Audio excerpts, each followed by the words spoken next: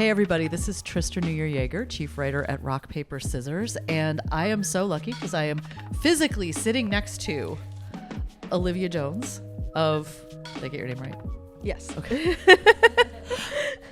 I am physically sitting next to Olivia Jones of MIDiA Research, and I'm kind of excited. I learned something new about you today, Olivia. Not that I have like a compendium, like an encyclopedic like list of things about you, but I learned that you were a percussion performance major. Yes, I was actually. That is so cool. What was your instrument or instruments? So I played pretty much everything. My main instrument was really a jazz drum set. Wow. And then what I studied while at IU was kind of any orchestral percussion. So marimba, snare, timpani, anything that could be in the percussion section.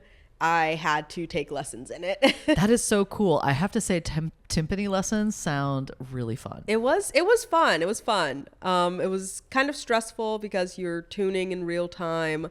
But it was always fun because at the end of the day, you got to show up and hit a whole bunch of things and make sounds. So, well, I think your newer role at MIDiA Research also requires tuning things in real time. yes.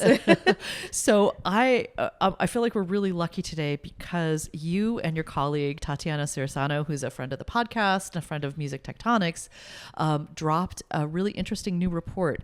Can you tell me a little bit about it? Yeah, so it is our Merch and Live report, and it's really kind of a deep dive into U.S. buyers who are, merch and ticket buyers, why they're buying merch, where they're buying it, why they're buying tickets, and a lot of their feelings and sentiments about the wider merch and live kind of fandom landscape. So it was really great to kind of like do this exploration because it was something that, of course, a lot of people have been asking about for a really long time. In a lot of different meetings, we'd get the question about like, what insights do you guys have into how people are buying merch? What insights do you have into ticket buyers? So part of it came from that, but then part of it came from, no one seems to really know like why people buy a certain t-shirt over a different one or what types of merch that they really want to buy. And so that really helps inform how people cater to fans. And so that's what we really wanted to explore more in the report. That's really cool. You surveyed around 1,000 people? Yes. So we surveyed specifically within the U.S. People who buy music merch, physical music, or concert tickets. So yeah, it was a survey of about 1,000 people within the United States. And what were some of the most amazing takeaways? Was there something there that really surprised you? Yeah, so something that really surprised us was that, of course, everyone's kind of talked about how vinyl is coming back, and that, it's still a pretty niche behavior, but there's been this kind of like vinyl resurgence. And so we definitely saw that within our survey, that it's really driven by that Gen Z audience, like 16 to 24-year-olds who were, most likely to have purchased vinyl in the last 12 months. And so we asked them a lot about, why are you buying physical music? What are like the top reasons? And surprisingly, it is the top reasons were tangibility and actual like music consumption. They're buying physical music to listen to it.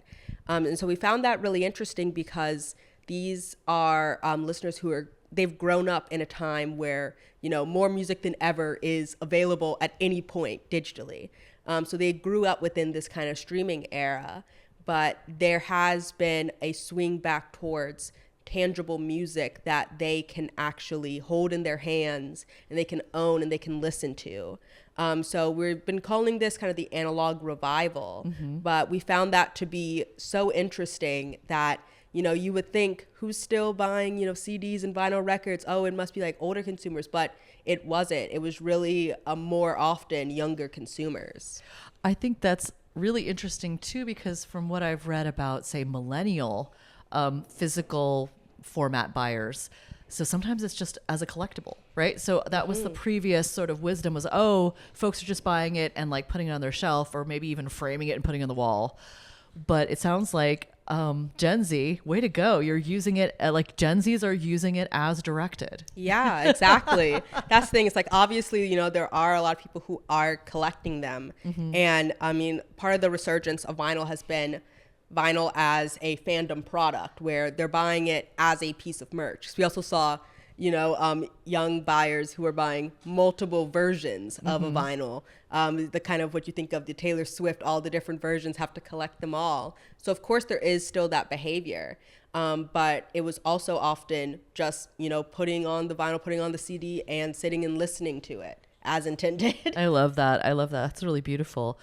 What were some other trends that you're seeing in the world of merch that are impactful for the industry? Yeah, so a lot of what we saw was a shift towards more subtle merch and very unique offerings. So we asked, you know, like, what types of merch are you buying? You're buying, you know, t-shirts, are you buying posters? And we saw a lot of like the same 16 to 24-year-olds really gravitating more towards these specific things like jewelry and, you know, jewelry posters, like mugs, things like that, that are very unique offerings. And we're also kind of seeing this trend wider in, you know, merch offerings from different artists. So you have like, I think it was Sabrina Carpenter's like pajama set that you can buy. Love it. I think, yeah, someone had like incense set and things like that. And so we're seeing consumers really want more sophisticated offerings, that no longer is it just, do you want to get a t-shirt, do you want to get a hoodie when you're buying merch? It's these very specific things that actually, you know, play roles in their daily lives. So yeah, that, and then of course, yeah, the wider trend of subtle merch that isn't t-shirt with someone's name and face on it, but things that, you know, like a piece of jewelry that they can wear. We saw especially with, you know, older consumers, like the kind of middle-aged sect, that is part of the workforce, things that they can wear when they go to the office that isn't, you know, blasting your fandom to everyone, but a kind of if you know type behavior. That's really interesting. I kind of love that. In some ways it is, you know, we've gotten to such an interesting place with, you know, music and subculture. You know, back in the day, it used to be you had a band t-shirt and not everyone would know that band. And so you'd be able to recognize your people by being like, oh, you also like insert like, you know, cool band here. So that's really neat that people are signaling that in a new way. And that's still a way to sort of find your fellow fan. Exactly. Yeah. It's like a calling card for different fans. Yeah. But, you know, it's very much kind of coming into that in crowd of certain fans like that, you know, not everyone really knows what they're about or doesn't really understand them. And I think, yeah, having these different little pieces of merch that other fans can identify is a really important part of that. So basically it's like the secret decoder ring of the music industry. Yes. I love it. Well, speaking of Gen Zs, you've done a lot of research into Gen Z listening habits, especially as it relates to social media platforms like TikTok. And I remember, I think it was towards the end of last year, please correct me if I'm wrong, you did a whole thing about Gen Z virality and how so many people are, you know, absorbing culture with their eyes, not their ears, and how this sometimes leaves music artists in kind of a peculiar position. I don't know if I characterized that correctly, but do you want to fill us in about, you know, some of the research you did in that direction? Yeah. So our All Eyes No Ears report, which is a really fun title to say, was looking at how virality is and isn't building fandom. So some of the key findings that we had from that were that, you know, a lot of people look to TikTok for music discovery, but then it's more often if someone is, you know, quote unquote, like discovering an artist on TikTok, it's driving it back to them following that artist on TikTok. Yeah. So it's driving TikTok followers more than it's really driving listenership off platform, which of course is the key part of any platform. They want to drive that behavior right on back to their platform. And I mean, there have been key you know, improvements in the last couple months with, I think Apple Music and TikTok have partnered together. Yeah. And now you can listen to full tracks within the platform.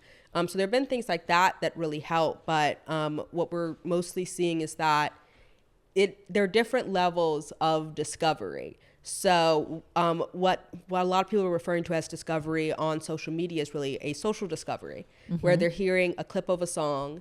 And yes, technically they're discovering that song, but also we saw in our survey that sometimes they won't, like, we ask them, what's keeping you from listening to more of the song? And they'll say, I forgot the title of it before I even left the platform, or I didn't want to leave the platform. So often that's not going to a kind of deeper song or artist discovery, which of course for artists is kind of the most important thing. Yeah. So our report was showing that, there are a lot of different ways to discover music. It's not to say like one is wrong and one is right, but it's important to know what level of discovery an artist is aiming for, and then to correctly strategize to figure out how to get that deeper fandom from fans. It's so interesting too, because I can imagine, just like we have music that we want to hear in a specific context, right? Like when I'm at the gym working out, I want to listen to music that I may not want to listen to other places. I'm wondering if it's the same thing for social media, right? You're in this context and that song really hits for that particular type of, I don't know, engagement, brainwave. But then you listen to it like when you're driving your car, you're like, I don't know. Yeah. Yeah. Interesting. That's the thing. Something that we also found was that sometimes people wouldn't stream more of the song because they felt that they'd heard it enough on social media. Yeah. That, you heard the clip's really great, you love the clip, you don't feel any need to listen to the whole song or listen to more of the artist. It was great within that context. Yeah. It almost reminds me of the movie that's like the funniest thing is in the trailer. Yes. And so like, you just like, I feel a little disappointed that you spent like 90 minutes like sort of waiting for that moment. You could have just watched again on YouTube. Anyway, that's really fascinating. Are there, a lot of time, we're in general, social media has been more visually oriented rather than audio oriented. A lot of people have talked about when's music going to have its Instagram moment or whatever. Is there anything different about Gen Z and its relationship between sound and vision that you found intriguing or important for the industry to know? Yeah, we've really been looking more into kind of the multidimensionality of music, especially with Gen Z and then going forward to Gen Alpha, where we have these listeners who are used to being able to, see parts of the music and listen to it and interact with it in different ways, through music videos and things like that. And we feel that, there are some pushes for more multidimensionality, but I feel like it's a really missed opportunity that really is really given to the rise of passive listening, where we've gone from you have a vinyl record or a CD, and while you're listening to it, you're looking at the liner notes, you're looking at different pictures and things like that, to, you're listening to music, you're watching the music video, to now you click something on streaming and then you go do something else. Yeah. And so that's the thing, is that, music can have a more holistic experience of engaging all these different areas. And I feel like this younger generation, they're going to come in expecting more of that because, they have different ways to play games and listen to music and watch videos. And they're now going to be used to interacting with their favorite media in different ways. So why not that way with music? Yeah, I think that's a really awesome question, and I hope the industry can figure that out because yes. Also it would be super fun for people of all ages, not just our Gen Alpha buddies. Exactly. That's the thing. I think like when we look at some of the rising trends of passive listening, sometimes the conclusion that people draw is, okay, no one really wants to listen to music anymore. But what we found in our All Eyes No Ears report was that a lot of younger listeners, people who they say like, oh, they're not listening to music, they want to discover new music. It's just that they often feel like there aren't that many opportunities to do so. So yeah, I think the main push for the industry is to really give them more of these opportunities to engage with music that they love and to find new music to love through these different ways. I think that's a great way for them to actually engage more deeply. That's great. Thank you so much, Olivia, for taking time out of your busy trip to Bloomington to the AlgoRhythms conference to chat with us and, hopefully I'm kind of sad that I had to miss your marimba performance or whatever the past, but there were some iffy parts of it, so you didn't miss much. But thank you so much for inviting me. Absolutely. Hey, marimba's tough. Yeah. All right. Thanks, everyone. Yeah.